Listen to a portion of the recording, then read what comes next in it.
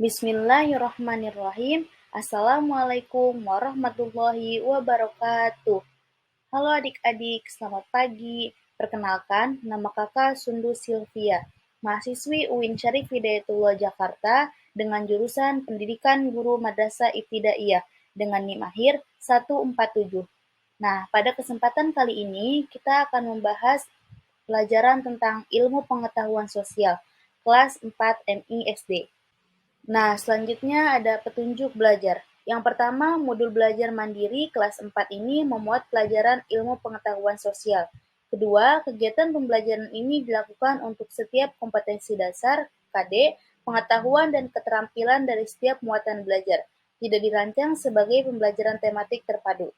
Ketiga, pada awal unit kegiatan terdapat peta kompetensi untuk memudahkan memahami kompetensi yang ingin dicapai, aktivitas belajar, dan evaluasi. Yang keempat, kerjakan modul ini sesuai dengan petunjuk yang diberikan. Yang kelima, selamat belajar, semoga kesehatan dan kesuksesan senantiasa menyertai kalian. Nah, selanjutnya ada deskripsi singkat materi. Nah, materi yang akan kita bahas yaitu yang pertama, pengertian karakteristik ruang dan pemanfaatan sumber daya alam. Kedua, pengertian dari dataran rendah, dataran tinggi, dan pantai. Ketiga, ciri-ciri dari dataran rendah, dataran tinggi, dan pantai. Keempat, pemanfaatan sumber daya alam di daerah dataran rendah, dataran tinggi, dan pantai. Kelima, mata pencarian di daerah dataran rendah, dataran tinggi, dan pantai. Dan yang keenam, contoh dataran rendah, dataran tinggi, dan pantai di Provinsi Jawa Timur. Manfaat pembelajaran. Modul karakteristik ruang dan pemanfaatan sumber daya alam dapat membantu siswa untuk memahami karakteristik ruang dari dataran rendah, dataran tinggi, dan pantai berdasarkan pengertian, ciri-ciri, mata pencarian penduduk, dan pemanfaatan sumber daya alam untuk kesejahteraan masyarakat di Provinsi Jawa Timur. Manfaat mempelajari materi ini bagi kehidupan sehari-hari, siswa dapat dengan baik memanfaatkan sumber daya alam untuk memenuhi kebutuhan hidup sehari-hari. Materi yang pertama, karakteristik ruang dan pemanfaatan sumber daya alam. Karakteristik ruang adalah ciri-ciri tempat di permukaan bumi yang digunakan untuk makhluk hidup tinggal, baik daratan maupun lautan. Letak wilayah di muka bumi dapat dilihat melalui letak geografis, astronomis, dan letak geologis. Melalui posisi garis lintang dan garis bujur dapat melihat letak astronomis suatu negara. Memiliki 13.446 pulau, terbagi menjadi pulau kecil dan pulau besar. Dengan alasan ini, Indonesia disebut sebagai negara kepulauan. Pulau-pulau yang bentuk bentang alam yang berbeda atau bisa disebut dengan penampakan alam yang beragam. Penampakan alam, bentang alam, merupakan suatu yang dapat terbentuk karena peristiwa yang berasal dari alam. Penampakan alam, bentang alam, di setiap daerah berbeda-beda, ada yang berbukit, datar, tertutup, dan ada pula yang digenangi oleh air. Di Indonesia, bentang alam terbagi menjadi dua, yaitu bentang alam lautan dan bentang alam daratan. Selanjutnya ada dataran rendah. Dataran rendah merupakan suatu wilayah yang berketinggian 0-200 meter di atas permukaan laut.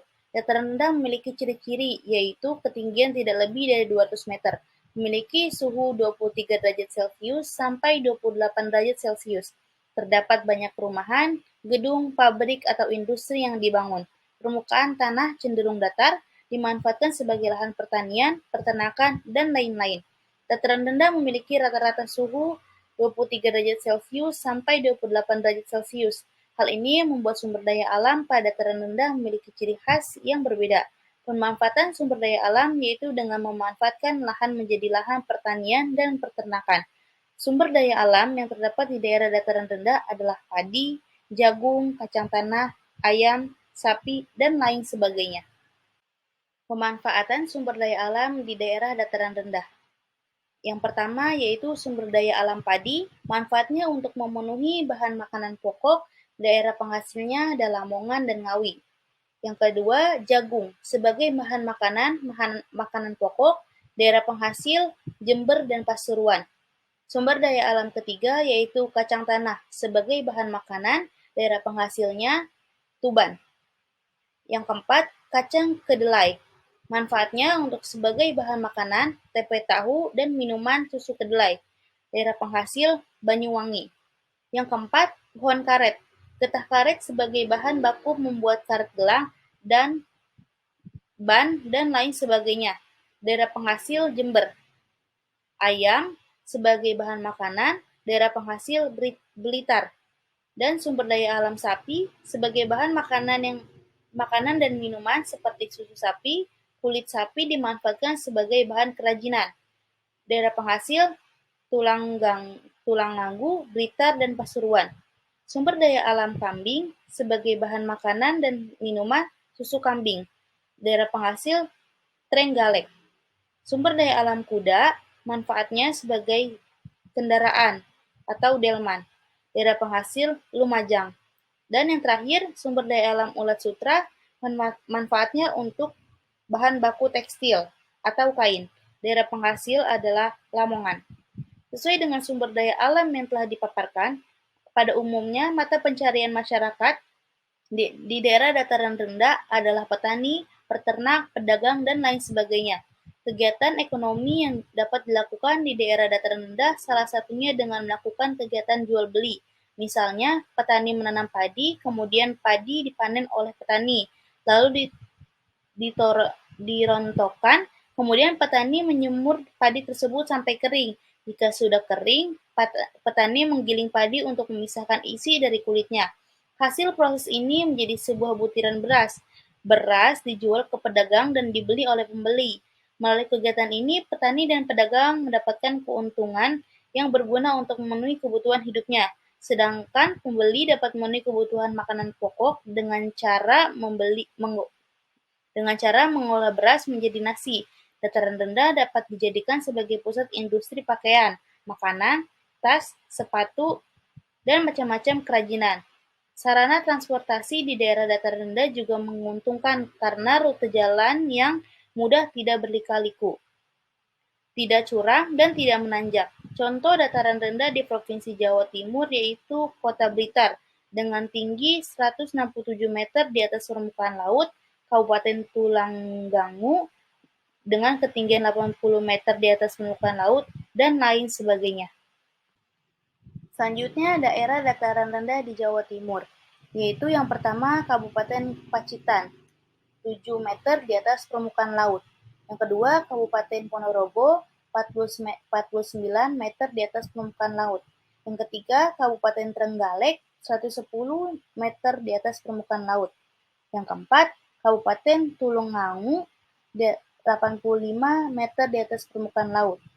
Kota atau Kabupaten Blitar, 167 meter di atas permukaan laut. Kabupaten Kediri, 60 meter di atas permukaan laut. Kabupaten Jember, 83 meter di atas permukaan laut. Kabupaten Banyuwangi, 25 meter di atas permukaan laut. Kabupaten Sidoarjo, 3 meter di atas permukaan laut. Kota Madiun, 60 meter di atas permukaan laut. Kabupaten Ngawi, 47 meter di atas permukaan laut. Kabupaten Tuban, 4 meter di atas permukaan laut. Kabupaten Lamongan, 6 meter di atas permukaan laut.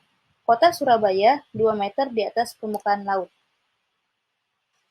Dataran tinggi. Dataran tinggi memiliki ketinggian lebih dari 200 meter di atas permukaan laut. Dataran tinggi memiliki ciri-ciri yaitu memiliki ketinggian lebih dari 200 meter di atas permukaan laut, memiliki iklim yang sejuk, dingin, dan segar. Udaranya terasa kering, lahan pertanian dibuat terasering, penghasil buah-buahan dan sayur-sayuran, serta memiliki tanah yang subur dan udara yang sejuk. Pada dataran tinggi akan cocok untuk dibuka menjadi lahan perkebunan. Pemanfaatan sumber daya alam pada dataran tinggi berasal dari hasil perkebunan, misalnya cengkeh, kopi, teh, sayur-sayuran, dan buah-buahan. Pemanfaatan sumber daya alam di daerah dataran tinggi. Sumber daya alam yang pertama yaitu cengkeh.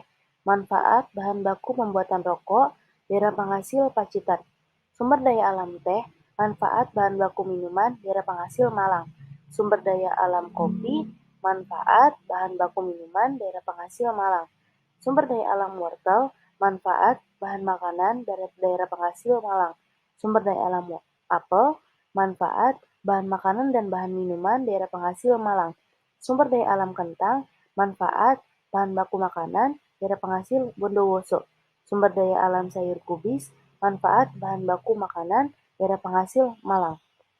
Penduduk dataran tinggi biasanya bermata pencarian petani, seperti petani atau pemetik teh, petani sayur-sayuran, dan petani buah-buahan, dan lain sebagainya. Kegiatan ekonomi yang dilakukan di daerah dataran tinggi salah satunya dengan melakukan kegiatan jual beli. Misalnya, petani buah-buahan melakukan panen buah, kemudian buah dijual kepada pedagang, lalu pedagang menjualnya lagi kepada pembeli. Petani buah-buahan dan pedagang mendapat keuntungan, sedangkan pembeli dapat memenuhi kebutuhan pangan. Selain itu, sesuai dengan yang telah dipaparkan, bahwa dataran tinggi memiliki suhu yang dingin dan sejuk, sehingga sangat cocok untuk dijadikan tempat rekreasi dan tempat wisata. Contoh dataran tinggi di Jawa Timur adalah Kota Batu, Malang dengan ketinggian 831 meter di atas permukaan laut, dan masih banyak lagi. Berikut daerah dataran tinggi di Provinsi Jawa Timur. Yang pertama ada Kota Malang, yaitu 556 meter di atas permukaan laut. Kedua, Kabupaten Bondowoso dengan ketinggian 255 meter di atas permukaan laut. Yang ketiga, Kabupaten Magetan 394 meter di atas permukaan laut, Kabupaten Kemanjen Malang 445 meter di atas permukaan laut, dan yang terakhir Kota Batu Malang ketinggian 831 meter di atas permukaan laut. Materi yang terakhir yaitu pantai. Pantai adalah daerah perbatasan antara daratan dan lautan. Pantai memiliki ciri-ciri yaitu mempunyai garis pasir pantai, terdapat hamparan pasir dan karang, memiliki cuaca yang panas. Pantai terbagi menjadi dua jenis, yaitu pantai yang curam dan pantai yang landai. Pantai curam merupakan pantai yang mempunyai dinding bukit yang curam. Hal ini terjadi karena dihantam oleh ombak secara terus-menerus. Misalnya, pantai di Lombok dan pantai di selatan Pulau Jawa. Sedangkan pantai datar memiliki permukaan yang datar, misalnya pantai Bukit Pasir, Panting Delta, pantai mangrove, dan lain sebagainya. Sumber daya alam yang terdapat di pantai yaitu rumput laut, karang, dan lain sebagainya. Pemanfaatan sumber daya alam di daerah pantai. Yang pertama, Kota Malang, yaitu 556 meter di atas permukaan laut. Yang kedua, Kabupaten Bondowoso 255 meter di atas permukaan laut. Yang ketiga, Kabupaten Magetan 394 meter di atas permukaan laut.